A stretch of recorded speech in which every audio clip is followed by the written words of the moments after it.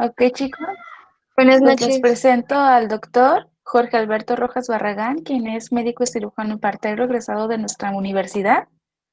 También es médico especialista en oftalmología, egresado del Centro Médico Nacional de Occidente. Actualmente es médico adscrito de esta misma institución y el día de hoy nos va a acompañar para compartirnos un poquito acerca del ojo. Adelante, doctor. Muchas gracias, Guille. Buenas noches a todos. Primero que nada, muchas gracias por la oportunidad de estar por acá con ustedes, de compartirles un ratito de lo poco o mucho que podamos saber sobre la especialidad y confesarles, antes que nada, pues los nervios, porque hace mucho tiempo, yo creo que unos 7 años, que no mantenía pues enseñanza de forma a las personas de pregrado. Ya casi hace 7 años que no estaba como instructor, que fue como empecé con eso de la docencia que me fascinaba. Entonces, pues hasta me puse perfume en cosas virtuales y así. Entonces, me da mucha emoción estar aquí y pues bueno, vamos a comenzar. La ponencia que les quiero presentar el día de hoy la titulé con el rabillo del ojo porque es así como vamos a ver a la especialidad que nos atañe el día de hoy. Les presento en general los objetivos de la conversación, que va a ser generar un vínculo entre el conocimiento teórico de anatomía, fisiología o histología y la práctica clínica o quirúrgica de los profesionales de la salud visual. Honestamente, si quieren aprender anatomía, fisiología o histología para sus materias, pues vayan al libro, porque en realidad aquí vamos a ver muchas de las partes prácticas que a mí me gustaría que se llevasen en su formación como médicos generales. Tienen que tener en cuenta que una de las grandes huecos que existen dentro de la medicina general es la oftalmología. Entonces, para mí es súper importante darles a conocer el concepto de atención primaria oftalmológica, qué es lo que tiene que saber un médico general en cuestión al ojo. Y pues finalmente me gustaría crear un vínculo entre los próximos profesionales de atención sanitaria y su servidor. Yo sé que muchos de ustedes se quedarán ejerciendo en miles de las ramas diferentes que ejerce, que profesa la medicina, pero me gustaría que de aquí alguna persona saliera con la espinita y con el gusto de querer pues producir calidad humana en el área de la oftalmología. De verdad, ese es mi objetivo principal.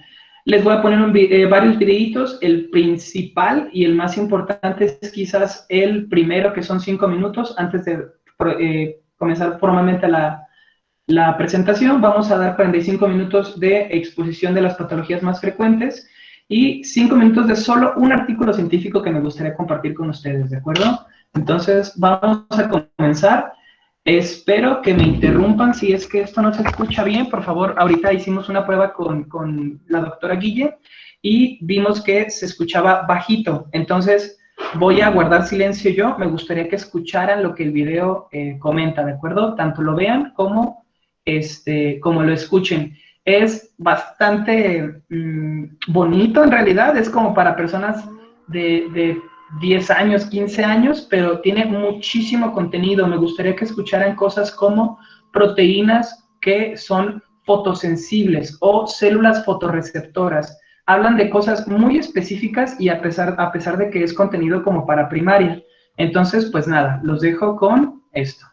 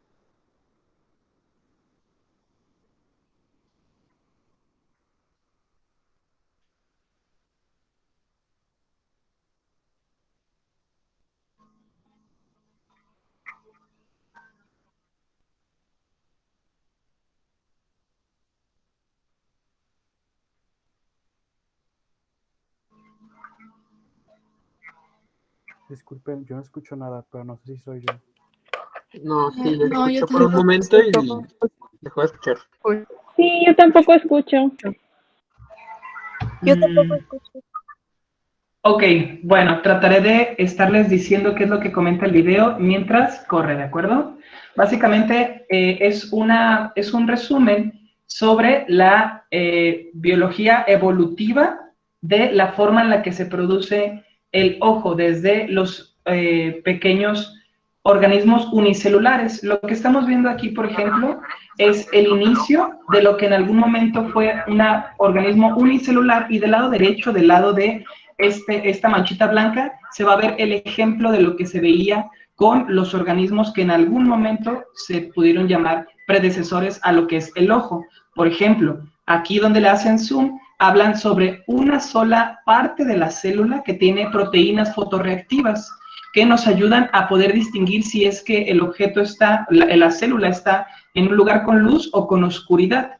Esto con el tiempo, por ejemplo, en las estrellas de mar, estos diferentes poquitas células ya no solamente es un organismo unicelular con proteínas fotorreactivas, sino que ya son un conjunto de células que pueden distinguir si es que hay luz o no hay luz. Conforme este objeto lineal de células fotorreceptoras van evolucionando a lo largo de 540 millones de años, se comienzan a generar en forma de cúpula. La cúpula da beneficios importantes sobre la dirección de la luz. Entonces, eso también le da el beneficio a nuestros antepasados y ancestros que en algún momento tuvieron algo llamado protoojo, la direccionalidad del objeto de la luz. Mientras más cóncavo se forme el objeto que estamos viendo aquí, por ejemplo, lo que ahorita se está madurando como un ojo, más definitivo y más certero va a ser lo que comencemos a ver. Por ejemplo, en algunos organismos multicelulares como el Nautilus, que es un crustáceo, el ojo, las células fotorreceptoras están directamente en contacto con el agua salina del océano, porque no hay algo que las diferencie de otro objeto. Pero, por ejemplo, tiene ya células que distinguen diferentes espectros de la luz. Más adelante veremos que nosotros tenemos mayor sensibilidad a objetos que están en azul o en verde, porque probablemente estas eran las ondas que se encontraban en el océano, que es en donde se desarrolla evolutivamente el ojo. Posteriormente nos explican en el video cómo la muda de piel en algunos seres multicelulares ya no se mudaba específicamente en el ojo, y esto que no se mudaba con el tiempo llegó a formar lo que hoy le llamamos córnea. De esta córnea, evolutivamente a través de los 540 millones de años, se divide en otra sección llamada cristalino. La palabra cristalino viene de la proteína crisálida, que es transparente. Las células que producen esta crisálina, al momento en el nacimiento, por ejemplo, en el ser humano, mueren o en su mayoría generan apoptosis, y por lo tanto solo se queda la proteína transparente que nos ayuda a ver con mayor definición a nosotros. Se supone que evolutivamente el cristalino comenzó a degenerar hacia lo que hoy le llamamos pupila e iris, que nos ayuda a regular las diferentes cantidades de luz que entran al ojo. Entonces, se me hizo un ejemplo muy interesante de cómo poder conocer el ojo desde el punto de vista evolutivo, desde lo que es solamente una célula, un organismo unicelular con proteínas fotorreactivas, hasta poder conocer lo complejo que son los organelos, que a final de cuentas son comunes hacia todos los animales. A todos los vertebrados, por ejemplo, tienen el mismo proceso de córnea cristalino retina. Incluso los pulpos son bastante similares en nuestros ojos. Ellos tienen los 3 fotorreceptores, tienen córnea, tienen cristalino, y su retina es discretamente diferente a la de nosotros, que ahorita más adelante la veremos. Pero bueno, básicamente esto quería hacer para que comenzáramos a llegar a concluir lo que es la visión. La visión es un sentido en el cual, a través de ondas electromagnéticas que viajan hacia nuestros ojos, podemos distinguir cosas tan complejas o tan sencillas como lo es el espectro de luz-oscuridad, el espectro de luz, la profundidad de los objetos, y también tener en cuenta que tenemos una visión central y una visión periférica. No es lo mismo el objeto que yo visualizo francamente hacia adelante a lo que tengo en la periferia de mi visión. Hablando propiamente de la anatomía del ojo, tendremos que tener en cuenta que nos conviene estudiarlo acorde a cuál es el problema que va a tener nuestro paciente o cuál es el conflicto que vamos a tener.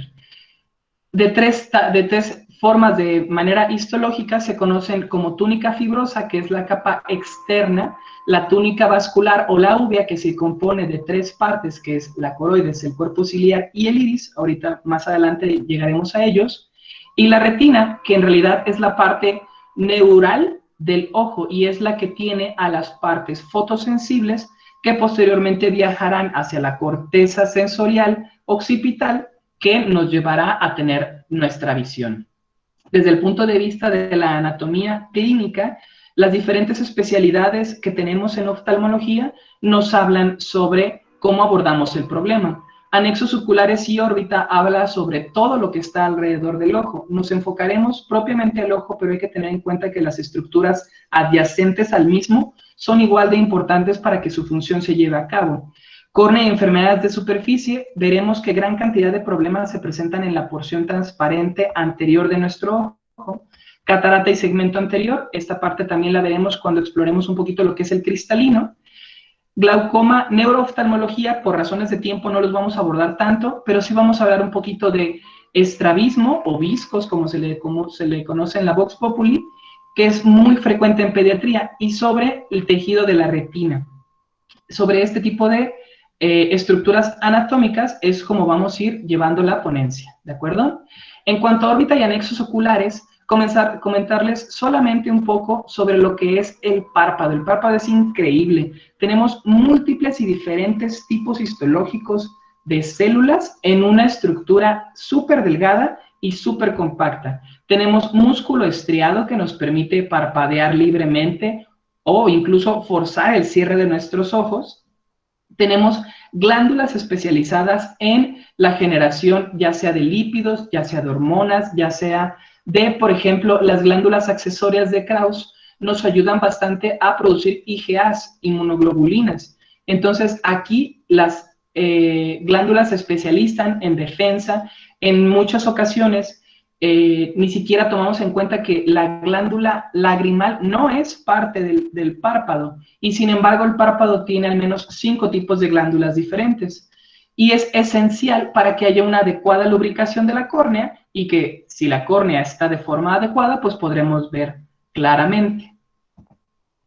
Para mí es bastante importante hablarles, por ejemplo, del orzuelo o chalación, que va a ser una de las principales consultas que van a tener en su vida como médicos generales. ¿Y qué es lo que sucede? El orzuelo y la chalación son lo mismo en diferente estadio. El orzuelo son las primeras semanas del problema y la chalación es cuando esto se vuelve crónico. ¿Y qué es lo que sucede? Bueno, si ponemos atención a estas glándulas específicas que se llaman glándulas de Meibonio, que son largas y se proyectan a todo lo largo del párpado en número de 18 a 30 en cada párpado, pues bueno, si es que en algún momento su conducto excretor se ocluye, pues esta o se infectará y por lo tanto generará eritema, dolor y molestias, o en su caso no se infectará, pero únicamente generará tejido que está compactado. Si no la atendemos, se genera una capa protectora en esta glándula y a eso se le llama chalación, lo cual el medicamento no es efectivo al llegar aquí, entonces tiene que ser de características quirúrgicas. Esta glándula se tendría que drenar para poder resolver el cuadro, y esto es súper frecuente que llegue al médico general. Muy diferente, por ejemplo, a un cáncer de células sebáceas, en el cual quiero que noten que aquí no hay una característica bien definida sobre alguna glándula, sino que es un tejido de características histológicas bastante inciertas, pero se nota muy agresivo, y que si en algún momento ustedes ven alguna imagen similar en una persona que vaya caminando en la calle, ustedes tienen que decirle, oiga, vaya corriendo a especialistas, porque desafortunadamente este es de los cánceres más agresivos que existen. Vamos a hablar también un poquito sobre lo que es la orbitopatía distiroidea. No se me angustien, solamente tomar en cuenta que en esta enfermedad la glándula tiroides produce ciertas inmunoglobulinas o anticuerpos que también afectan a los tejidos adyacentes del ojo, como lo es los músculos extraoculares y la grasa. ¿Cuál es el problema de la orbitopatía? Pues que en la cantidad de anticuerpos que tengamos para la tiroides será lo agresivo que será el estímulo para este tipo de tejidos. ¿Y cómo se van a estar estimulando estos tejidos? Pues creciendo. Entonces, al momento de notar, por ejemplo, en esta tomografía axial, vean del lado derecho un paciente sano. Se nota aquí en dibujitos rojos cada uno de los músculos extraoculares que se alcanzan a ver en el corte e incluso se alcanza a ver una vena, ¿de acuerdo? Eso es como para un poquito de imaginación. En cambio, de este lado vemos a un paciente con orbitopatía distiroidea. Los tejidos están tan inflamados y tan crecidos que ni siquiera se pueden diferenciar uno del otro. Lo que alcanzamos a ver es una combinación entre grasa y músculos y el nervio óptico que va en esta zona. También quiero que noten cómo en el hueso, en esta zona, la parte más prominente del hueso llega a 1/3 del ojo. En cambio, en el paciente enfermo, la parte más prominente ósea ni siquiera alcanza al nivel del ojo. Esto se nota clínicamente en pacientes de esta forma, ¿de acuerdo? Quiero que noten cómo el tejido puede crecer tanto en la parte de atrás, en estas porciones en las que hay grasa y músculos hipertrofiados, que los pacientes presentan esto. Se le llama proptosis y es la protusión de la cavidad ocular. Es bastante importante que sepan que esta enfermedad es bastante común y que eventualmente, si no se trata, los pacientes, además de tener exposición de la parte de adelante, porque el párpado no cierra bien y pueden generar infecciones, tienen limitación a los movimientos oculares. Ellos no pueden mirar hacia la derecha o a la izquierda, tendrían que girar su cabeza de forma completa para poder hacer ese tipo de situaciones. Y seguro ustedes en la calle han visto más de alguna persona con estas proyecciones proptópicas. Vamos al tejido de la córnea. Ahora sí, comenzando propiamente con el ojo, vamos a comenzar con la parte más anterior del ojo, ¿de acuerdo? Es un tejido transparente que se divide histológicamente en 5 capas, las cuales son esenciales que las conozcamos para saber qué problemas podemos llegar a tener. Por ejemplo, me interesa muchísimo que ustedes sepan qué hacer en caso de que un niño de 5 años llegue a urgencias, ustedes están de guardia en su internado y les cayó cloro, le cayó sosa cáustica en el ojo por estar jugando en la cocina y la mamá estaba descuidada.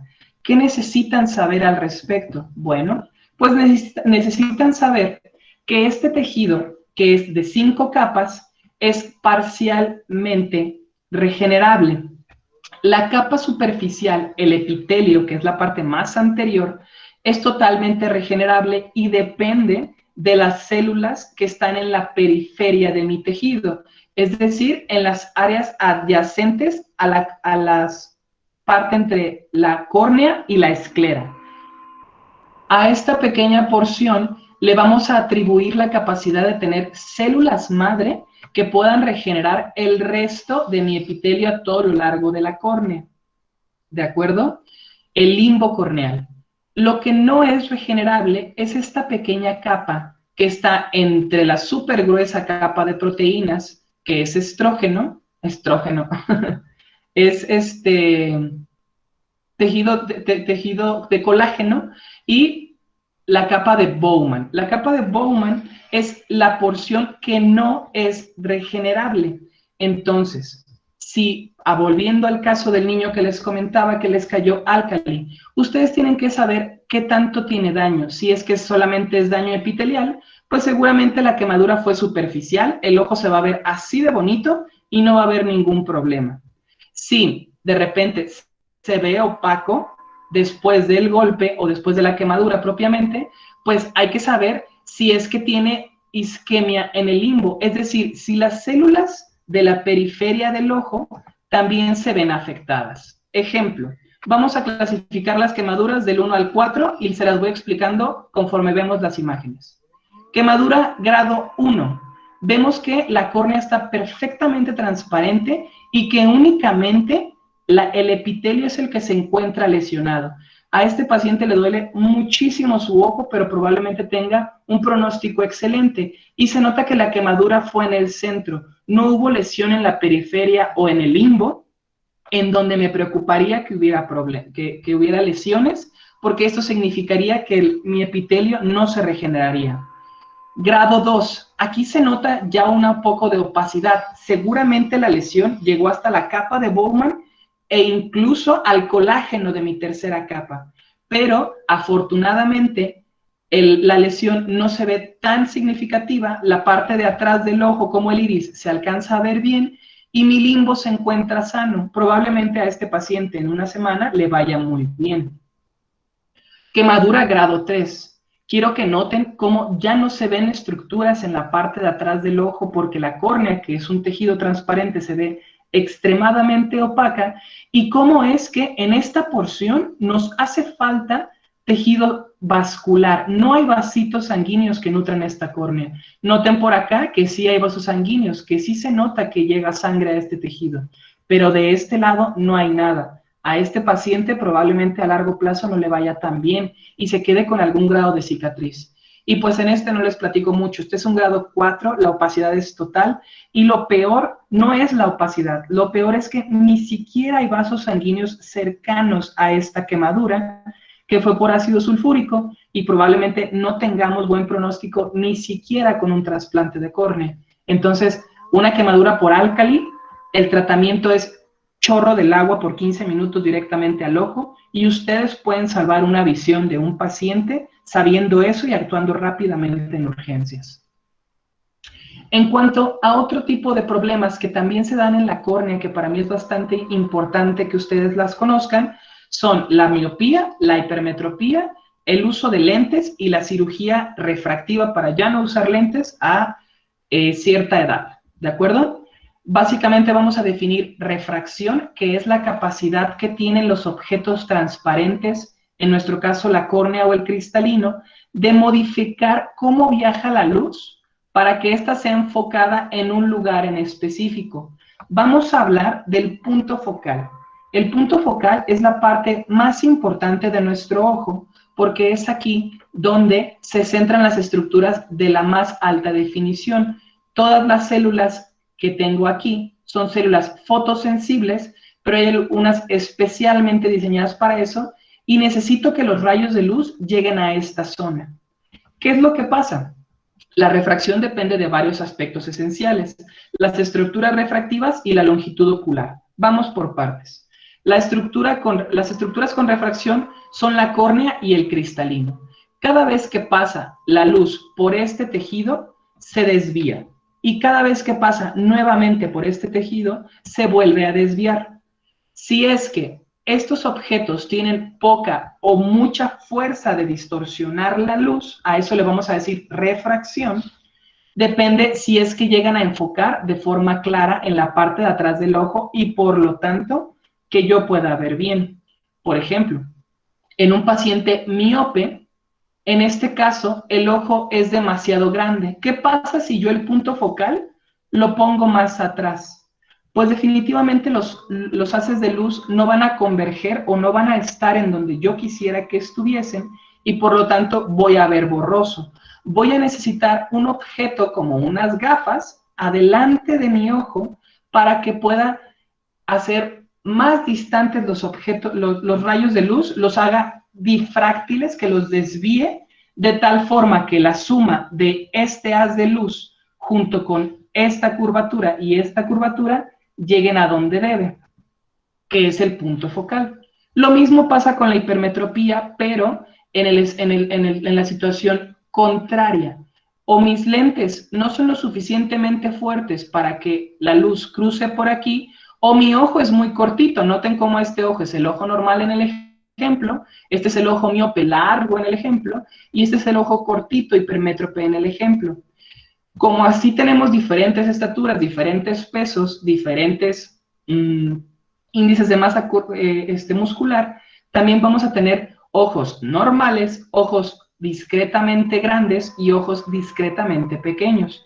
En la epidemiología de México, 3 de cada 10 personas en México requieren lentes. ¿Por qué requieren lentes? Porque su ojo o es demasiado grande o es demasiado pequeño para que los haces de luz focalicen de forma adecuada. ¿De acuerdo? Un ejemplo práctico de esto es este paciente. Este paciente de estas 2 fotos clínicas que tenemos aquí tiene queratocono, un problema en el cual la curvatura de la córnea es demasiado pronunciada. Les pongo de ejemplo un ojo normal aquí y un ojo con queratocono aquí. La calidad o la forma en la que la luz va a viajar en esta córnea, que distorsiona muchísimo la luz hacia adentro del ojo, va a ser extremadamente deficiente a comparación de lo que es el ojo normal. Y por lo tanto, probablemente este paciente, a pesar de que se vea con una córnea transparente, vea terriblemente mal, por el hecho de que su estructura refractiva tiene mucha potencia. Habiendo dicho esto, vamos a entender qué es lo que pasa, por ejemplo, en una cirugía en la cual se retiran los lentes. Aquí lo que hacemos es delimitar el sitio en el cual vamos a operar, que es la córnea, y le vamos a quitar fuerza refractiva. ¿Cómo? Quitándole tejido. Aplanamos la córnea y una vez que aplanamos la córnea, hacemos un corte con láser para levantar la estructura o la parte de adelante de la córnea. Esto con el objetivo de no dañar el epitelio ni la capa de Bowman. Únicamente voy a aplicar el láser en la parte media de mi córnea, que es el estroma. Al modificar yo el estroma de mi córnea, podré hacer que la luz viaje de forma diferente desde la córnea hasta el centro de mi ojo, de mi punto focal, y por lo tanto dejar de requerir lentes. Lo hago en el centro de la córnea porque si daño o el epitelio o el epitelio anterior o el epitelio posterior, probablemente no se regeneren y por lo tanto no sea una cirugía efectiva. La catarata. La catarata solamente es sencillísima comprenderla si es que ya tenemos claro el concepto de cristalino. Y lo vamos al inicio para entender dónde está el cristalino. El cristalino es el otro objeto que me ayuda a la refracción y que tiene potencia refractiva que modifique la luz que está en mi ojo. El primero es la córnea, ya lo vimos, y el segundo es este. Este tejido es totalmente transparente, como su nombre lo dice, el cristalino, y desde el punto de vista embrionario se genera a partir de células que después generan apoptosis. Estas células sí son pigmentadas, pero la proteína que dejan en el espacio en el que generan apoptosis es totalmente transparente. Esto no es del todo cierto conforme pasa la vida de las personas. Hay muy poca cantidad de células. Este es un corte coronal de un cristalino en el cual podemos ver las cientos de capas de diferentes estructuras celulares. Cada uno de estos pequeños circulitos son una célula que en algún momento se produjo cristalina y después generó apoptosis, pero hay algunas muy pocas células que en el ecuador de mi cristalino o en la región más medial de mi cristalino se mantienen vivas. Estas células se mantienen replicándose conforme pasa la vida y su replicación no es tan perfecta como en el estado embrionario de las personas. Conforme pasan los años, estas pequeñas capas que se van agregando dejan de ser totalmente transparentes y comienzan a generar opacidad. A esta opacidad en el cristalino le llamaremos catarata. Es importante comprenderla porque incluso podríamos comenzar a pensar que la catarata ni siquiera es una enfermedad, sino que es el proceso degenerativo normal asociado a la edad en el cristalino. Entonces, ¿De qué depende que una persona desarrolle que su cristalino se vaya a catarata? De la edad principalmente, de la densidad, hay cristalinos más densos o más duros que otros, el grado de madurez y hay situaciones secundarias, como por ejemplo la diabetes mellitus. Un paciente con diabetes desarrollará en una edad mucho más temprana el problema de la catarata que alguien que no la padezca. Y esto nuevamente debido a las células germinativas que se presentan.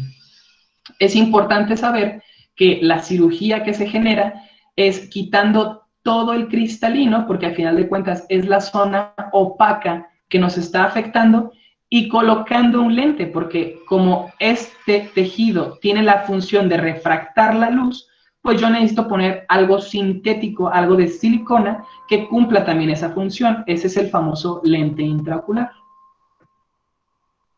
Aquí diferentes estadios acorde a una clasificación de opacidad de catarata. Conforme el número sea mayor, la opacidad de la catarata será mayor y menos luz dejará entrar al ojo de nuestro paciente. Si nosotros le ponemos un muro a este ojo, a pesar de que estructuralmente el ojo sea perfecto, este muro gigante pues no va a permitir que la luz pase a la retina, que es en donde están las células fotosensibles, y por lo tanto no dará una imagen nítida. Seguramente ustedes han visto personas de la tercera edad caminando por la calle con esta pupila y dicen, ¿por qué tiene la pupila blanca? Bueno, pues ya lo saben. Aquí les pongo otro video que es esencial únicamente que vean la imagen para que entiendan la parte posterior del globo ocular. Ahorita les voy a presentar varias imágenes de fondo de ojo y lo único que necesito que entiendan es que el fondo de ojo es lo que nosotros vemos en la clínica una vez que dilatamos la pupila de nuestro paciente. Recuerden que la pupila es un espacio virtual, es un agujero. No existe la pupila, es un hueco. Y a través de este hueco en el iris, una vez dilatada la pupila, se alcanza a ver esta estructura. Me encantaría que entendieran básicamente que esta porción del ojo es el nervio óptico, que es a través del cual todas las células fotosensibles que se encuentran alrededor mandarán sus axones hacia el cerebro, que aquí mismo las arterias y venas del ojo son donde nacen y se derraman a lo largo de la retina, y esta mancha que tenemos en el centro, a la cual le dijimos punto focal, que histológicamente y clínicamente le vamos a decir mácula, sinónimo de mancha. El tejido, la única diferencia que tiene, como lo pueden ver, es que está al lado del nervio óptico y que es una mancha. Eso es lo que necesito que entiendan para llegar a los siguientes problemas, ¿de acuerdo? Esto es lo que, desde el punto de vista clínico, una vez que dilatamos a nuestro paciente, vemos en la parte posterior del ojo. Otra vez les pongo el ojito aquí. Nosotros dilatamos la pupila y vemos a través de esta zona. Y lo que vemos normalmente es esto: un nervio óptico o disco óptico, la ramificación de los vasos sanguíneos, tanto venas como arterias, y la mácula.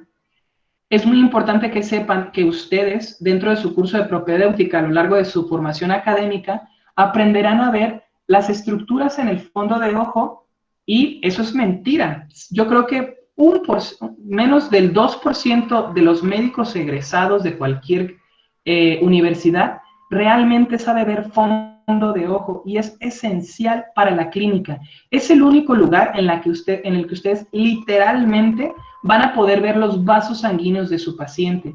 Imagínense la repercusión que esto tendría, por ejemplo, en un paciente con hipertensión. Claramente podría haber cambios en los vasos de mi paciente. En un paciente con diabetes también se vería.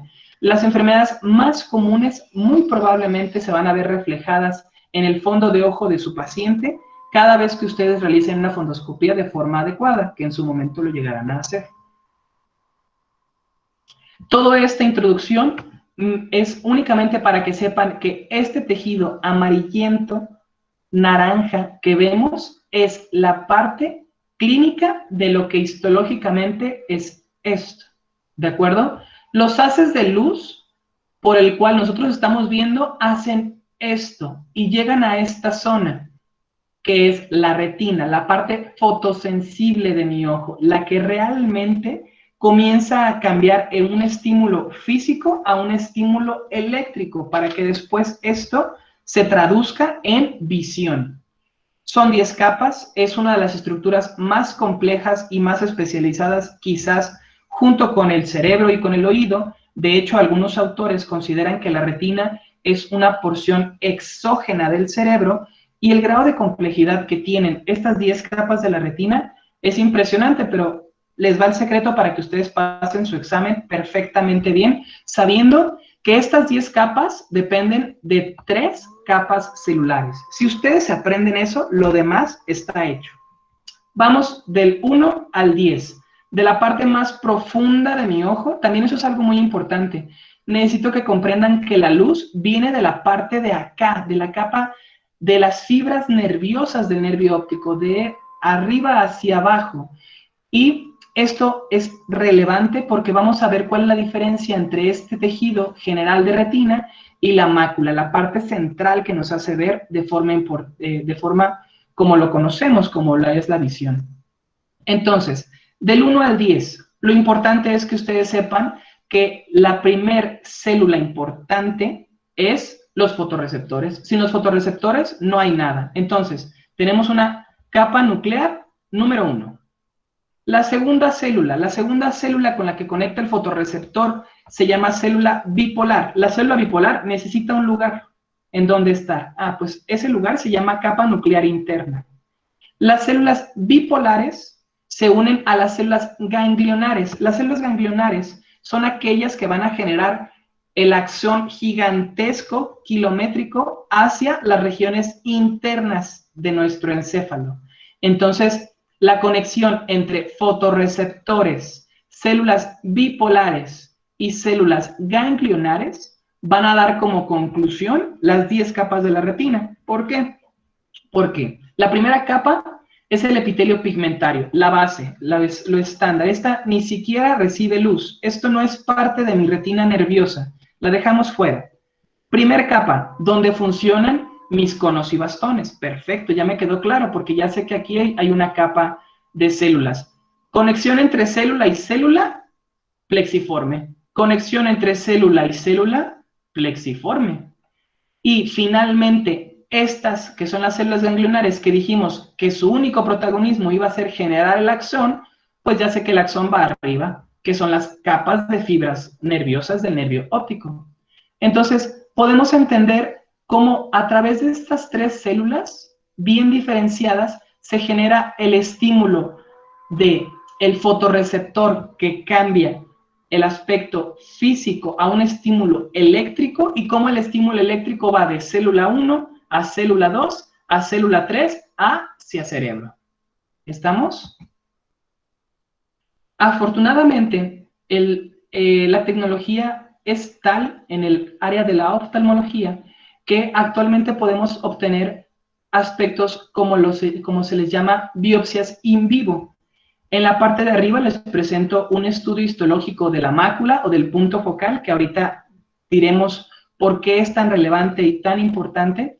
Y abajo les presento una tomografía axial computarizada, UOCT, y vemos que la definición es tal y tan similar al corte histológico que a esto actualmente se le conoce como biopsia in vivo. A través de estos estudios nosotros podemos distinguir en cuál de las 10 capas de la retina se encuentra la lesión, o incluso si es que es más abajo, en donde se encuentra la vasculatura que nutre la parte posterior de nuestro ojo. Es muy importante conocer que estas 10 capas, como les comentaba, son diferentes acorde a en donde estemos en el ojo.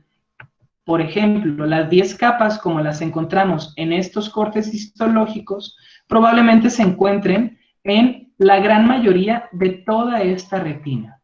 ¿De acuerdo? Pero toda esta retina es diferente en el centro.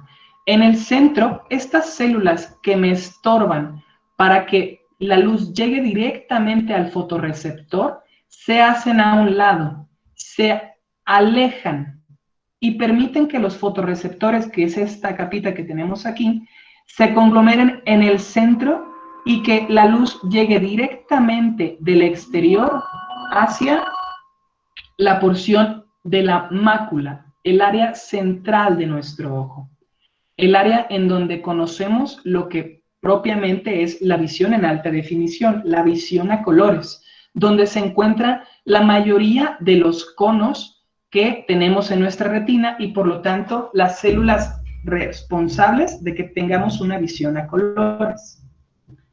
Otra imagen de otra OCT.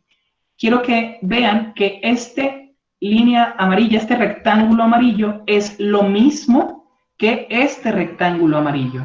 En este rectángulo amarillo, desde el punto de vista clínico, a través de la pupila, podemos ver un cachito del nervio óptico y la mácula con su diferente estructura. Pues bueno, aquí en una corte bidimensional veo cómo las fibras de toda mi retina se juntan en este tubo gigante que será el nervio óptico, y esta parte de aquí llamada fóvea o mácula o punto focal es lo correspondiente a esta mancha. En esta mancha los fotorreceptores se conglomeran tanto que incluso se corresponden cerca del 50% de las fibras que viajan a través del nervio óptico dependen de esta pequeña zona, de la mácula o el área de mejor visión. ¿Por qué es tan relevante esta zona? Porque en esta zona se van a concentrar cerca del 95% de todos los conos que tenemos en nuestra retina. Ustedes ya lo saben, los bastones son las células especializadas fotorreceptoras encargadas de distinguir entre luz y oscuridad. Y los conos son las células que tienen tres tipos diferentes en los cuales tenemos el espectro de luz que tenemos basado es tricrómata. Entonces, los tres tipos de conos que tenemos están centrados en el 95% en el área macular o en el área foveal. En este ejemplo quiero que vean número de fotorreceptores por milímetro cuadrado. Vemos que conforme más nos acercamos hacia el centro de nuestro ojo, este es el grado 0 de nuestro ojo, está aquí. Y si nos vamos hacia esta dirección y hacia esta dirección, nos vamos hacia esta dirección y esta otra. Entonces, comprendiendo la gráfica, los bastones, conforme vamos acercándonos hacia la parte posterior de nuestro ojo, hacia esta zona, son mayores, disminuyen brutalmente en el área de la fóvea y nuevamente disminuyen en el disco óptico. Hay que recordar que nuestro disco óptico, esta región de aquí, no tiene células fotosensibles. Nosotros no podemos ver con esta zona. Esta zona es el conglomerado de los axones y sin embargo no tiene células fotorreceptores en su superficie como para que nosotros podamos ver en ella. Ese es el hueco que notamos aquí y al lado de nuestro disco óptico, nuevamente los bastones son grandísimos en cantidad y conforme vamos hacia la periferia de nuestro ojo, menos bastones vamos a tener.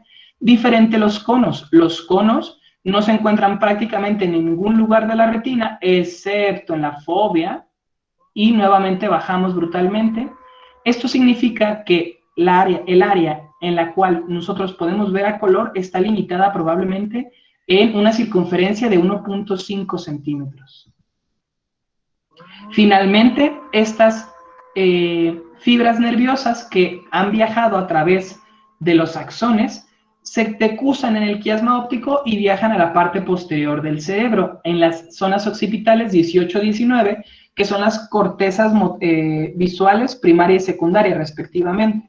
Es importante saber que se cruzan estas fibras porque ahora sabemos que con la porción temporal de mi ojo derecho y con la porción nasal, teniendo en cuenta que aquí está la nariz de nuestro paciente, podemos ver hacia la misma dirección. Entonces, ambos ojos mandarán estímulos y los cruzarán hacia la porción del cerebro que se encarga de esa porción de la visión y por lo tanto cierta información de cada uno de los ojos se va hacia ambas direcciones de nuestras cortezas occipitales.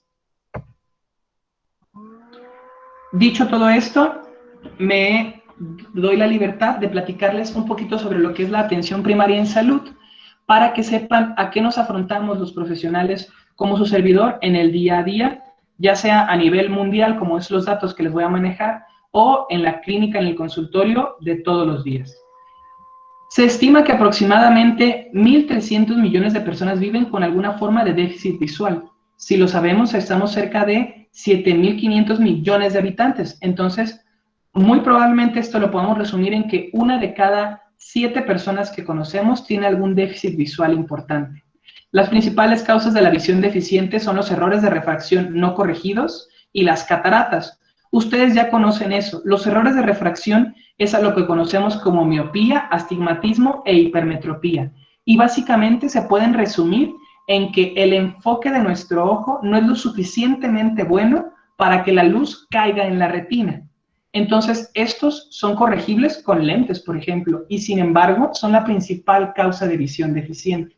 Y las cataratas, que esto está pues principalmente enfocado en personas de la tercera edad. En países desarrollados, las principales causas pasan a ser lesiones a nivel de la retina por enfermedades degenerativas. Por el ejemplo de 2 enfermedades degenerativas, vamos a hablar de la retinopatía diabética y de la degeneración macular asociada a la edad. Punto 3. La mayoría de las personas con visión deficiente tienen más de 50 años. Esto es por lo que ya comentamos. Las enfermedades degenerativas normalmente se presentan en la tercera edad junto con las cataratas. Entonces, los 5 problemas principales de visión, ustedes ya tienen conocimientos básicos para poder salir a la calle y poderle decir a una persona por estadística, con mucha probabilidad, si es que tiene un defecto visual, cuál es su problema. Número 1, defectos refractivos y ambliopía. Cataratas, retinopatía diabética, degeneración macular y opacidades corneales. 1 minuto para cada uno. La ambliopía. Esto se genera en pacientes pediátricos y es esencial que lo comprendan. Si a un paciente pediátrico no se le estudia en el nacimiento y en sus primeros años de desarrollo, puede ser algo tan simple como que un ojo vea de forma clara y otro ojo no vea de forma clara porque este tiene un defecto refractivo, es decir, que necesita lentes, pero como no se llevó a atención el estado nervioso de las células que requieres como ser humano para entender que lo que tu retina te manda como imagen a través de tu nervio y que tu cerebro lo procese, se llama gato en este ejemplo.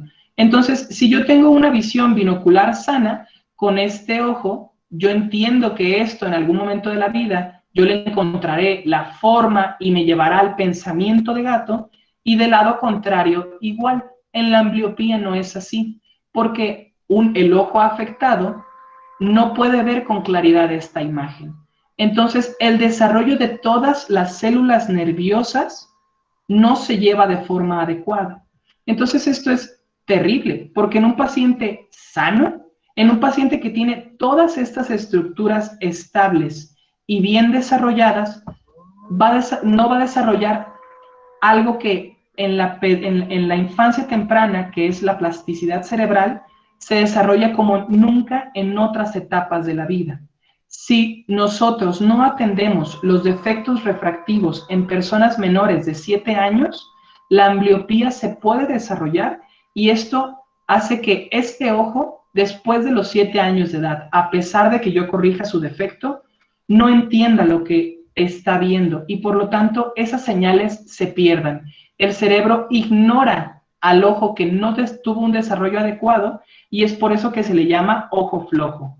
Este ojo nunca estuvo bien estimulado y por lo tanto es el ojo flojo que no va a permitir o no va a comprender qué es lo que está viendo su retina y por lo tanto no va a tener una función visual normal. La catarata ya lo comentamos y en realidad es un procedimiento quirúrgico, el tratamiento en el cual un cristalino transparente, conforme pasan los años, se vuelve un cristalino opaco y que desarrolla catarata. Nosotros a través de un equipo especial que se llama FACO, destruimos este tejido y lo aspiramos, esto es como una aspiradora por así decirlo, y colocamos un lente en su lugar. Si no colocamos este lente en su lugar, probablemente nuestro paciente no enfoque de forma adecuada y no pueda ver. Sin embargo, toda la potencia de refracción que tenía este tejido, yo lo pongo en un lente y mi paciente vuelve a ver perfectamente bien. La retinopatía diabética, les pongo la imagen de una fundoscopía de un paciente sano y de una OCT del paciente sano, y les explico cómo en la retinopatía diabética el hecho de que la glucosa esté elevada en nuestro paciente promueve que no haya un adecuado uso de oxígeno en las células de la retina y por lo tanto haya fuga de líquido, haya exudados, haya edema. Cuando el edema se ve desarrollado en la retina, clínicamente lo podemos ver así, y en el estudio de OCT se ve de esta forma.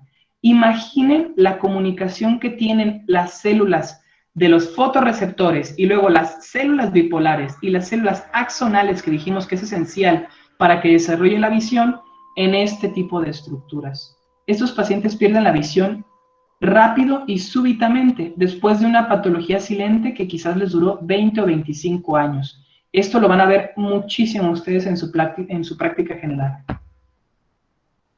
Otro ejemplo de lo mismo, pero ahora con un problema que se llama degeneración macular.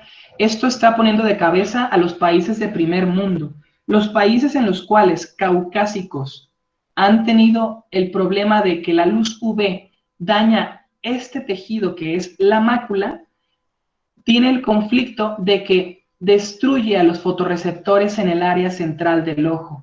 Por lo tanto, este envejecimiento que afortunadamente hay tratamiento preventivo, pero no hay tratamiento posterior a que se genere el daño, hace que solamente del área central perdamos fotorreceptores. Eso significa que vamos a tener pérdida de la visión a color y vamos a tener una mancha en el centro de nuestra visión. Vamos a poder ver en la periferia de forma adecuada, pero el centro de nuestra visión siempre va a ser ocluido porque nos van a hacer falta fotorreceptores en esta área esencial. Opacidades corneales, la principal causa son quemaduras por álcalis o traumatismos, y afortunadamente este es el tejido que mayor éxito tiene en la anatomía humana en base a trasplantes. Los trasplantes de córnea hoy por hoy han sido una de las principales alternativas terapéuticas que tenemos con uno de los principales problemas a los que nos afrontamos, pero también es importante saber que esto es prevenible y que esto requiere un equipo de múltiples especialistas para llevarse a cabo, cosa que probablemente nuestra población rural o de escasos recursos pues jamás pueda tener ese tipo de atención. Entonces, la prevención que está en ustedes es quizás lo más importante. Y finalmente, 3 minutos, no me tardo nada, les platico sobre un artículo que me encontré el otro día que se me hace muy importante y que para ustedes yo creo que va a ser esencial. Lo que tratan de preguntarse estas personas de Alemania desde un punto de vista meramente científico es ¿qué es ser un buen doctor? Estas personas hacen un metaanálisis, es decir, desarrollan y estudian cerca de 290 artículos que hablen sobre este tema, y de estos agarran 20 artículos que en realidad hablan de forma cualitativa o cuantitativa sobre lo que es ser un buen doctor. Estos artículos hablan meramente de encuestas, obviamente, y las encuestas fueron desarrolladas tanto a estudiantes, como a doctores, como a pacientes y como a enfermeras. Es muy importante que ustedes tengan en cuenta que no es lo mismo lo que es el buen paciente para el paciente, el buen doctor para el paciente, a lo que es un buen doctor entre médicos. Por ejemplo, el buen doctor para médicos normalmente tiene que ver con el conocimiento que tenga esta persona sobre el área médica. Y esta tablita que les pongo aquí habla sobre las 6 cualidades que se tomaron en general para hablar de lo que es un buen doctor y cómo lo consideran los pacientes. Lo que los pacientes consideran más importante para poder decir que alguien es un buen o no médico es las cualidades interpersonales, que aquí las resumen como ser una persona amable, educada, amena, que sepa llevar una conversación y que se note que le interesa el paciente en segundo lugar, que tengan comunicación y que involucren al paciente en sus decisiones, es lo más importante que consideran los mismos pacientes, que es lo que define al buen doctor. También el hecho de que sean competentes médicos en el área en la que estén, que sepan sobre ética, que su tratamiento sea adecuado y que sean maestros, investigadores o que se mantengan constantemente actualizados, también son cosas que definen a un buen médico, porque esta es una pregunta bastante amplia. Entonces, ustedes, conforme a su formación, notarán cómo los conocimientos teóricos dentro del mundo de su día a día de clases será lo que más les interese, pero en realidad, una vez que lleguen a la práctica, tendrán que tener a espaldas todo ese conocimiento teórico que llegan a manejar y ponerse su careta principal y protagonista de una persona humana y sensible que se comunique y que se desarrolle de forma respetable y adecuada frente a su paciente, que a final de cuentas es el fin último de su profesión. Como conclusiones, les quiero dejar que la oftalmología es una especialidad médica que permite el tratamiento integral del órgano de la visión a través de tratamientos farmacológicos, ópticos, procedimientos menores en consultorio y cirugía mayor. Muy pocas de las especialidades médicas que tenemos tienen la capacidad de ser clínicos quirúrgicos. Lo compartimos con traumatología, un poquito con obstetricia y mayormente con otorrino, pero muy pocas áreas como la oftalmología pueden ser médicos de consultorio, pueden ser médicos de quirófano y estar igual de felices. Se mantiene al frente de una de las especialidades con mayor crecimiento en cuanto a apoyo en tecnología, procedimientos mínimamente invasivos con altas tasas de éxito. En oftalmología nos jactamos de tener cirugías tan seguras que tienen riesgos de 1 en 10,000, por ejemplo, en la cirugía lásico, en la cirugía para retirar los lentes. Las tasas de éxito son altísimas en comparación con las cirugías normales, como lo puede ser un apéndice o una colecistectomía, que tienen grados de complicación variables, y la aplicación de la inteligencia artificial en el diagnóstico médico. Como acaban de ver, nosotros dependemos mucho de imágenes para poder llegar a generar un diagnóstico adecuado. Pues bien, estas imágenes generan una base de datos gigantesca para lo que en algún momento será el futuro de la medicina, que es la inteligencia artificial, y los oftalmólogos, pues orgullosamente nos jactamos de ser una de las áreas pioneras en esta área. Y es un área de la salud con déficit de personal capacitado en todos los niveles de atención. No tienen ni idea de la falta que nos hace tener oftalmólogos, optometristas, pero principalmente médicos generales bien capacitados en esta área. Y créanme que esta va a ser de las muy pocas pláticas o conversaciones que van a tener a lo largo de su formación con médicos generales en el área de la oftalmología. Me gustaría que de verdad se quedaran con la espinita de querer saber más sobre el ojo, porque en realidad es una de las partes más apasionantes que yo me he encontrado en toda mi vida. No sé si tengan alguna duda. Guille. Muchas gracias, doctor. Chicos, si alguien tiene alguna duda, abra su micrófono y hágasela al doctor, o bien escríbanla por el chat y yo se la hago. Yo tengo una duda. Mande usted.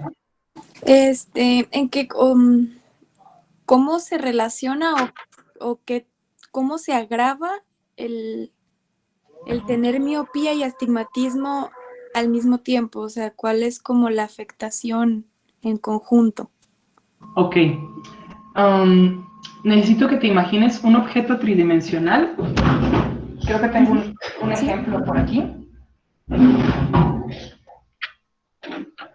Que es ¿de acuerdo? Este objeto tridimensional tiene potencia refractiva cuando pasan los objetos a través de él, sí, para que converja la luz de esta forma, ¿de acuerdo? Si es que esta potencia es demasiado fuerte, tanto que el haz de luz cruce antes, a eso le vamos a definir como miopía. Ahora, ¿qué es el astigmatismo? En nuestro ejemplo, este es un círculo perfecto.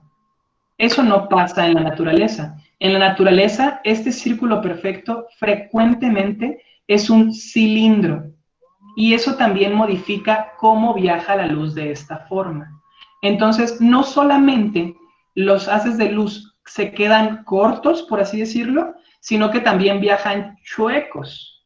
A eso es lo que le vamos a decir astigmatismo. Entonces, astigmatismo miópico sería la combinación en la cual los haces de luz, además de viajar chueco, se quedan cortos. Astigmatismo hipermetrópico, exactamente lo contrario. Los haces de luz siguen viajando chuecos, pero convergen lejos de donde deberían de ejercer. ¿Me explico? Sí, sí, sí. Muy clarísimo, gracias.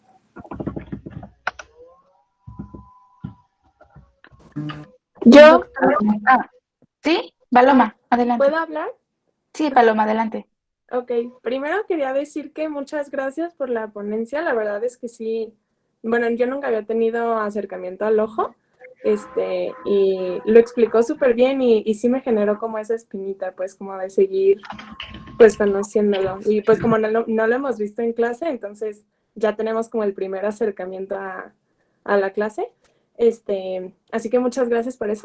Y mi pregunta iba a, en la miopía, mencionó que el ojo está ligeramente más grande, ¿verdad? Uh-huh.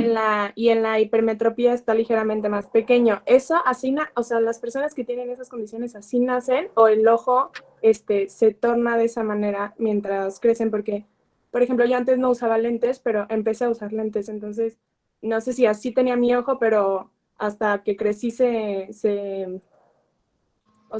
me demostró la... Total. Ok. Fíjate, el 95% del crecimiento de tu ojo se desarrolla en los primeros 12 años de tu vida. Entonces, ¿por qué la mayoría de las miopías se desarrollan en pacientes a partir de los 15 o 16 años? Una es que el cristalino, esa parte de atrás del ojo, tiene cierta capacidad de acomodarse, es decir, de generar que el lente sea más o menos potente. Y esta capacidad la tenemos súper marcada en la infancia. Entonces, probablemente, posibilidad 1, tú eras miope desde la infancia porque tu ojo tenía cerca del mismo tamaño al que actualmente tienes, pero tu cristalino tenía superpotencia de poder contraerse o relajarse para que los haces de luz llegaran a donde deben. Entonces, posibilidad 1, la acomodación de los niños y que enmascara las miopías que se desarrollan en la adolescencia. Posibilidad número 2, la córnea, la parte de adelante de tu ojo, si tú la tallas con regularidad, literalmente es una lupa esto. Entonces le generas más potencia a esta lupa.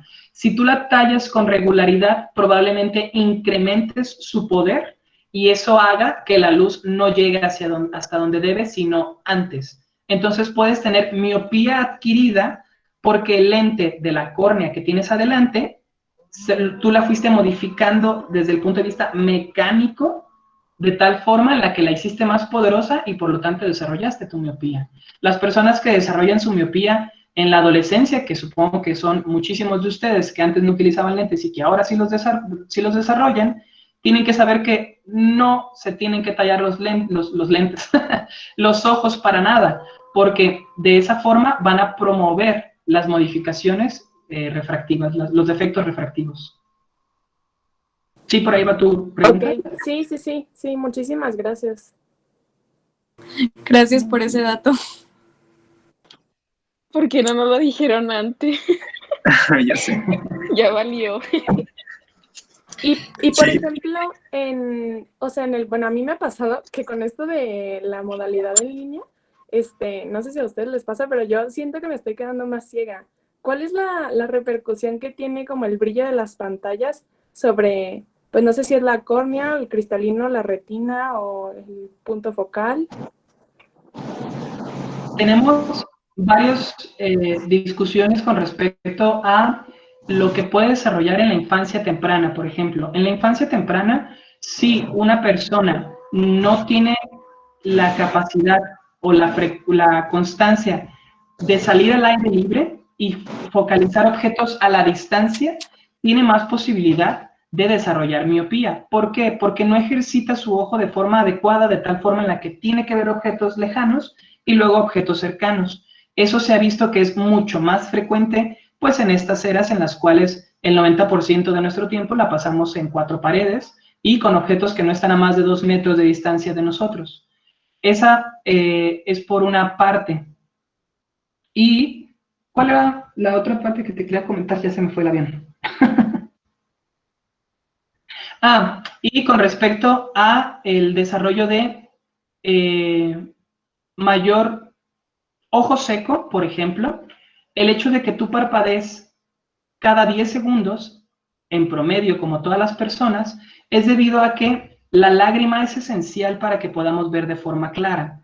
Cuando ponemos atención a algo, como lo puede ser un libro, un celular o una pantalla, tendemos a parpadear menos, tenemos esa tendencia a parpadear menos. Entonces, si parpadeamos menos, vemos más borroso porque nuestra lágrima no es adecuada. A pesar de que creemos que la gotita de lágrima no tiene ningún significado, es esencial para nuestra visión franca y nítida. Es por eso que probablemente después de estar frente a 1 hora o 2 horas de computador, tengas una visión mucho más borrosa que cuando comenzaste, debido a que tu ojo está acostumbrado a poner atención, está parpadeando menos y por lo tanto tienes una mala calidad lagrimal y eso baja tu visión. Y lo tercero que se ha descubierto es que la presencia de luz azul, que todas las pantallas la tienen, promueve el ciclo circadiano de forma errónea en los seres humanos. La luz azul se ha vinculado a nuestro cerebro desde el punto de vista en la que si hay presencia de este tipo de luz, a nuestro cerebro nos dice que es de día. Entonces, si nosotros estamos frente a una pantalla, definitivamente esto va a modificar nuestro ciclo de sueño. A pesar de que sean las 12 de la noche, si estamos frente a una pantalla LED que presenta luz azul todo el tiempo, seguramente vamos a tener problemas para dormir. Esto es lo que viene a desarrollarse a lo que después les comentarán, que es la higiene del sueño, que es idealmente 2 horas antes de irme a dormir, cualquier pantalla debería estarse alejando de mí. Ay, sí, muchas gracias. Muchísimas gracias. Paula, María Paula quería hacer Sí. una pregunta. Sí, gracias, doctora. Buenas noches, doctor. Yo había escuchado que en las mujeres, pues durante el embarazo, si las mujeres tenían miopía, esta como que aumentaba en gravedad. ¿Es esto cierto o es meramente un mito? Otra vez, discúlpame, no te escuché bien. Sí, que yo había escuchado que las mujeres durante el embarazo, si tienen miopía, esta aumenta, pero no sé qué tan cierto sea. Fíjate, en el embarazo pasa algo muy curioso. Tu córnea se edematiza. Todos los tejidos en la embarazada se edematizan. Entonces, cambia el grosor de la córnea. Este tiende a ser momentáneo mientras se desarrolla el embarazo y de hecho está asociado a la primera mitad del embarazo. Normalmente, una vez que concluye el embarazo, las hormonas llegan a la normalidad o al aspecto pregestacional, la miopía regresa a la previa. Muchas gracias, doctor. Un gusto. Ramón, ¿tú querías hablar? Sí, pero era la misma duda que tenía Paloma. Gracias. Perfecto. Aldo. Sí, bueno, te quería preguntar algo. ¿Hay como una influencia en qué tan cerca o lejas tenemos la pantalla? ¿En cómo puede afectar nuestro ojo? Lo que yo les digo a todos mis pacientes en el consultorio es que sí, pero después de los 17 años de edad no hay nada evidenciable que me genere un peor pronóstico visual en un paciente que me está viendo algo a 50 centímetros a 2 metros de distancia. En los pediátricos sí es súper esencial por lo que comentábamos. Es importante que aprendan a enfocar objetos distantes, pero en la edad adulta, pues sí, siempre le doy la razón a las mamás que llevan a sus hijos y les digo, no, sí, quítalo de la pantalla y vea más lejos y la tele los va a dejar ciegos mientras más cerca vean, pero en realidad eso es un poquito más como mitos, eso no está bien evidenciado. Gracias. Ok, gracias. Tengo 2 preguntas en chat.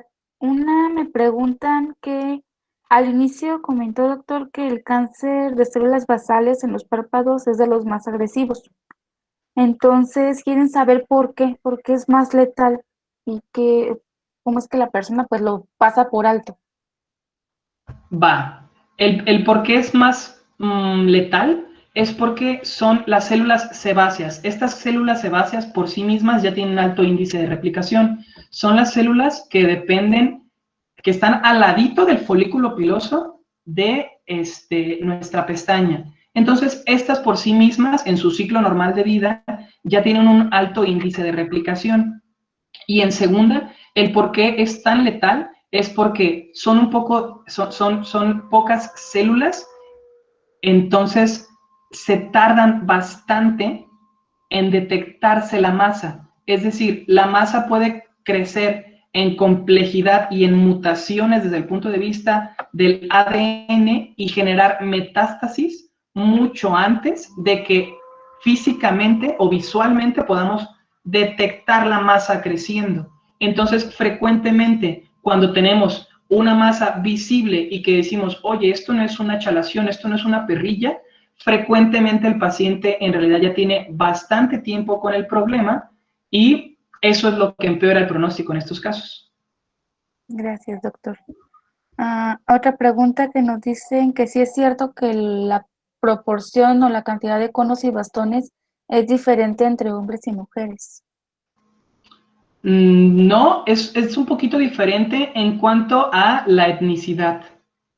Las personas que son nórdicas, que tienen el aspecto de que sus antepasados hace 50.000 años vivieron en zonas bastante áridas desde el punto de vista de -10, -20, tienen muchísima más sensibilidad hacia los receptores azules, tienen mayor cantidad de conos que detectan luz azul. Estas personas ven diferentes azules, por así decirlo, pero en proporción hombre-mujer, nada, más bien en cuanto a etnias. Y la verdad es que los defectos, la variabilidad es muy poca, pero sí tenemos cierta sospecha que cada persona ve de forma diferente por la cantidad de fotorreceptores que tiene de cada subtipo. Entonces, sí, probablemente tu rojo no sea mi mismo rojo que la persona que de al lado ve rojo.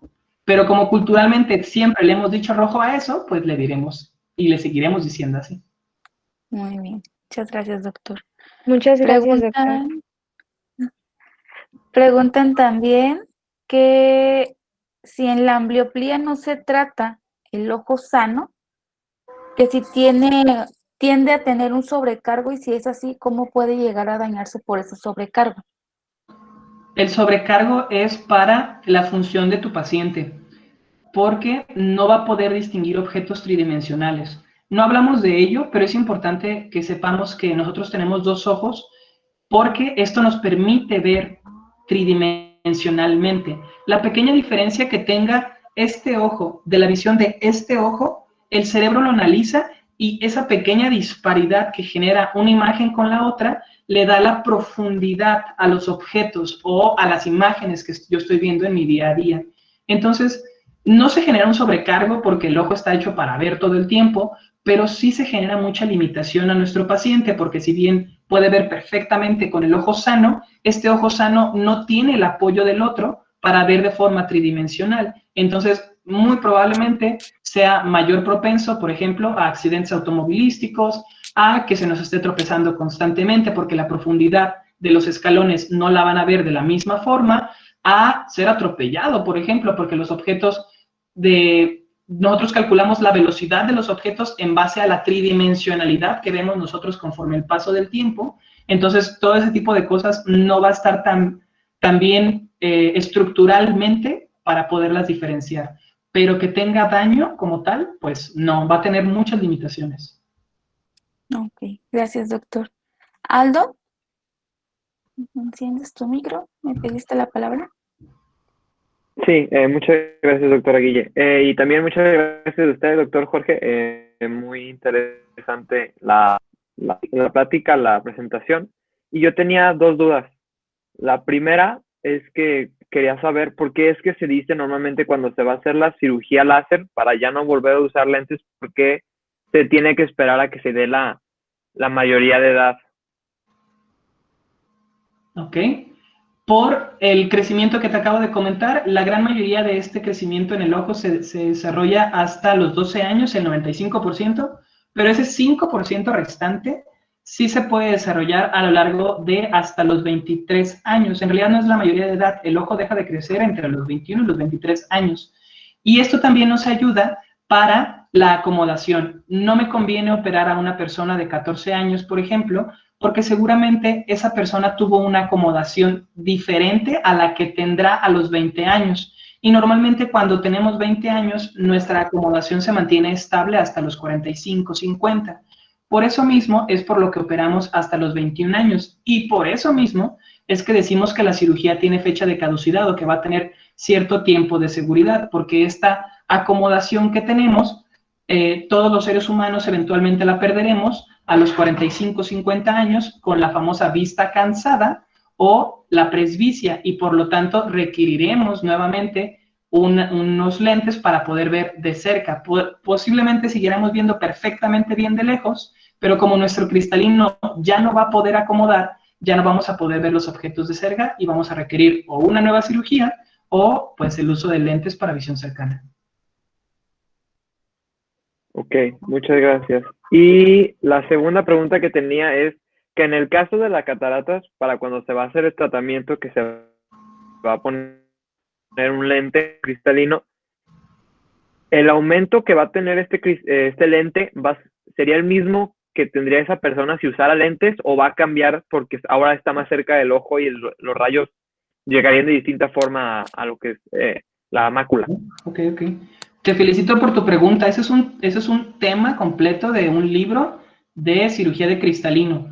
¿Cómo vas a calcular el lente que le vas a poner a tu paciente? Tiene que ver con la suma de qué tan largo es tu ojo, qué tan fuerte es tu córnea, qué tantas variaciones tiene esa córnea, en dónde está tu cristalino, cuánto tenía de potencia el cristalino previo que le quitaste. ¿Tu paciente utiliza lentes? Ya no lo hagas utilizar lentes. Súmale esta potencia refractiva a este lente que le vas a poner. Múltiples variables te van a interesar al momento de saber qué graduación vas a poner a ese lente. Pero idealmente, claro, tu objetivo es que después de la cirugía, tu paciente no utilice ningún suplemento en la superficie de su ojo si tú perfectamente calculaste que lo puedes poner en tu cristalino o en tu lente intraocular. Y otra, bueno, continuando como de esta misma respuesta, doctor, cuando ya se pone el lente, después de esa cirugía, ¿también tiene fecha de caducidad lo que es de la catarata? O sea, ¿se tendría que volver a hacer o ya esa es para toda la vida del paciente? No, de hecho es para toda su vida, porque la silicona se va a mantener transparente a todo lo largo de la vida. Hay muy pocas situaciones en las cuales se tiene que volver a reintervenir, más que nada en complicaciones transoperatorias, pero en general la cirugía, al momento de quitar la catarata, se coloca el lente intraocular durará transparente el resto de la vida del paciente y incluso, por ejemplo, hay lentes actualmente que se llaman trifocales, que tienen diferentes graduaciones para poder ver de cerca, a mediana distancia y a 6 metros. Entonces, este mismo lente te ayuda a observar a 45 centímetros perfectamente, a 1,5 metros perfectamente y a 6 metros también perfectamente. ¿Y qué tipo de graduación o cuál de esas tres opciones utilizarás tú? Lo definirá tu cerebro en automático. Entonces, si tú quieres enfocar a cerca, utilizarás la graduación de tu lente intraocular que ya te pusimos con esa potencia trifocal y así podrás ver a las 3 distancias, cosa que no podrán los pacientes que únicamente se les pone un lente monofocal que está diseñado para ver de lejos y esas personas forzosamente requerirán lentes para ver de cerca. Ok, muchísimas gracias, doctor. Adelante. Diego Rojo. Gracias por la palabra y buenas noches. Me surgió una duda cuando mencionó sobre cómo la adaptación en los ojos de zonas nórdicas veían otras tonalidades de azul, y fue cuando me surgió ahorita una duda que hace mucho leí sobre la tribu Moken, no sé si ya la haya escuchado, que es una tribu que ve debajo del agua. Entonces, o sea, se supone que el ojo humano adaptado para ver al aire, que es lo que nos explicó en toda esta presentación. Pero lo que me surge la duda es cómo ellos se adaptaron para ver debajo del agua. No sé si es parte de una mutación de la misma tribu o por simplemente necesidad de ver debajo del agua. Con el tiempo se fueron adaptando o... Probablemente los cambios que tú comentas de esta zona en particular tengan que ver con el patrón y el aprendizaje que ellos tienen ante los objetos que ven debajo del agua. ¿Por qué? Porque la luz viaja diferente en el aire que en el agua. Entonces, el agua es un objeto refractivo por sí mismo. Entonces, distorsiona la luz que llega. Ni siquiera es algo que dependa propiamente del ojo de las personas, sino que depende de la turbidez del agua, de la profundidad a la que estén, de lo rápida o lenta que sea el flujo del agua para que estas personas puedan ver. Muy probablemente en su gran mayoría siguen viendo bastante borroso como tú o como yo, si es que abriéramos los ojos adentro del agua, pero el hecho de que tú tengas un hábito de hacerlo y que tengas un control y una educación incluso, porque es algo que depende mucho para el desarrollo de tu cultura, porque pues ahí consigues alimento o consigues algunos objetos, tenga que ver más con la repetición y el aprendizaje de esos patrones a el hecho de que propiamente tengan alguna mutación para poder ver debajo del agua, porque no es algo propiamente del ojo, es como la física de la luz viaja en el agua o en el aire. Ok, muchas gracias. Marco Antonio Candelas. Gracias, ¿me escucho? Sí. Gracias, buenas noches. Doctor, yo tengo una pregunta acerca sobre estas contracciones involuntarias del párpado. Creo que se llaman mioquimia oblicular. Y es, ¿qué tan dañinas son y qué las provoca? El tema de movimientos miotónicos del párpado también es un tema muy, pues, bastante larguito y específico porque tiene varias etiologías. El hecho de que tú de forma voluntaria o involuntaria generes un cierre de tu párpado más fuerte de lo que habitualmente estaría acostumbrado. Normalmente vamos a hablar en el paciente estándar de una alteración desde el punto de vista neurológico, es decir, tu neurona motora que promueve la contracción del músculo que genera que se cierre tu párpado, probablemente se vea con un estímulo que no corresponde a lo que debería. Por ejemplo, te cuento de una pacientita que vi esta misma semana que tenía un linfoma, se mantuvo en tratamiento, afortunadamente actualmente se mantiene únicamente en vigilancia, y uno de los efectos adversos que dejó el linfoma fue que al momento de pasar agua o deglutir, forzosamente se mantenía el cierre de los ojos. Y esto, honestamente, no tengo mucha explicación científica para lo que se haya generado, únicamente una variación en el proceso de estimulación nerviosa que se dio para que el mismo estímulo que promueva la contracción de tu esófago para deglutir, de alguna forma haya mantenido conexión con tu músculo orbicular y que se genere esa contracción. Entonces, hay múltiples y variadas cosas. Por ejemplo, el aspecto de miotonos, por ejemplo, simplemente el músculo puede tener alguna alteración y esto que no genere bien la contracción y relajación, y esto se vea como un TOC, como un movimiento repetitivo al momento de que la persona abra o cierre sus ojos, y si a esto le asocias que tiene estímulos sociales o estímulos psicológicos más acusados, pues vas a ver a las personas que cuando se ponen nerviosas comienzan a desarrollar este tipo de situaciones, las cuales pues son súper incómodas y que normalmente se tratan no desde el punto de vista fisiológico, sino desde el punto de vista práctico. ¿Qué se hace? Se les coloca Botox, se inhibe esa región del músculo, que ya lo aprenderán en su momento. El Botox lo que hace es bloquea las fibras musculares de tal forma en las que no se puede contraer de forma agresiva, únicamente se mantiene la contracción de forma ligera y permite un parpadeo normal, pero si esos pacientes trataran de forzar el cierre ocular, no lo podrían hacer. La etiología, desde el punto de vista fisiológico, es muy variada. Desde el punto de vista práctico, clínico, la verdad es que tiene el mismo fin casi siempre. Muchas gracias, doctor. Preguntan que si hay diferencia entre el lente de contacto blando y un lente duro. ¿Qué lente es más recomendado para una persona que padece miopía y astigmatismo? Depende mucho de la graduación que manejes. Normalmente, si tienes una graduación menor a 6 o igual a 6, te recomendaría el lente de contacto blando. Y si es que tienes mayor a 6, hay que revisarte.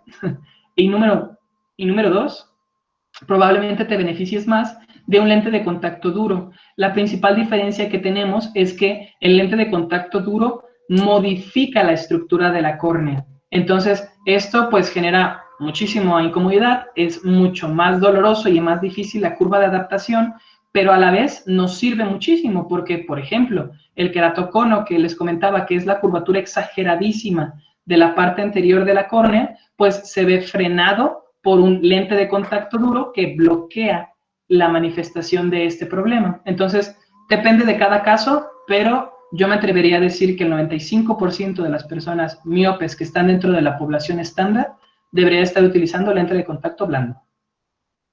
Gracias. Carolina, ¿tenías una pregunta?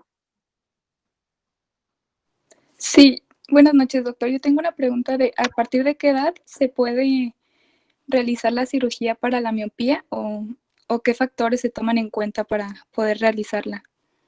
Se toman en cuenta que tengas dos factores esenciales, mayor a 21 años y que tengas una graduación estable. Probablemente si es que tienes una graduación estable, posterior a la cirugía, se mantenga de esa forma. Si es que tienes una graduación inestable, que estés agregando 0.5 o 1 de graduación cada año o cada vez que cambies de lentes, significa que tienes un problema ahí que no hemos atendido de forma adecuada. Si es que tienes una estabilidad adecuada, lo único que necesitarías saber es el grosor de tu córnea. Si es que yo te hago una tomografía y sé qué grosor tiene tu córnea, te podría decir, ¿sabes qué? Sí te puedo ablacionar el tejido necesario para que quedes perfecta de tu visión. Entonces, estabilidad en un paciente mayor a 21 años y el grosor corneal que tiene nuestro paciente. Muchas gracias. Y por último, doctor, me parece, yo le iba a hacer esta pregunta, pero aquí me la piden en el chat. En estos tiempos de pandemia, con las clases virtuales, ¿qué nos recomienda para mantener sanitos nuestros ojitos? Les recomiendo, pues nada, lubricantes. Es bastante importante que sepan que tienen que estar utilizando lubricantes si es que lo requieren acorde a la sintomatología que puedan desarrollar, por lo menos por cada 50 minutos o cada hora de pantalla, traten de descansar de 10 a 15 minutos por lo menos, de no estar viendo ningún tipo de pantalla, porque lo más estándar y común, que yo también lo vivo, es estar frente a la computadora y relajarme con el celular. Entonces, eso no va por ahí, ¿de acuerdo? Hay que alejarnos un poquito de las pantallas y 2 horas antes, que pues, por ejemplo aquí no creo que la mayoría lo cumplamos, 2 horas antes de la hora de ir a dormir, sería ideal no estar utilizando ningún tipo de pantalla.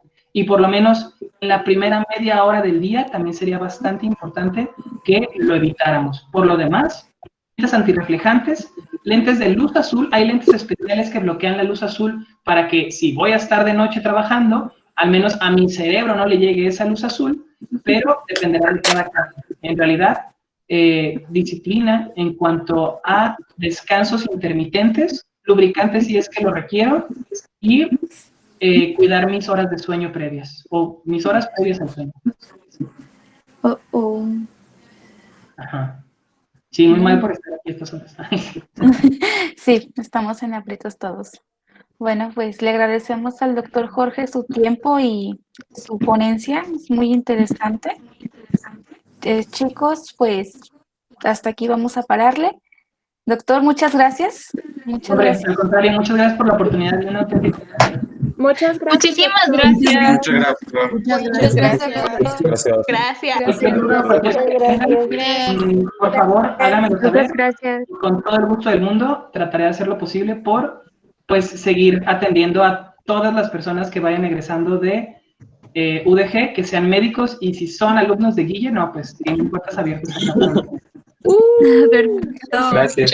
Cuando Muchísimas terminemos todos gracias. ciegos. Gracias. Un gusto, que estén muy bien. Hasta luego. Hasta luego. Muchas gracias. Ok, chicos, pues los veo en clase. Que les vaya muy bien. Buenas noches.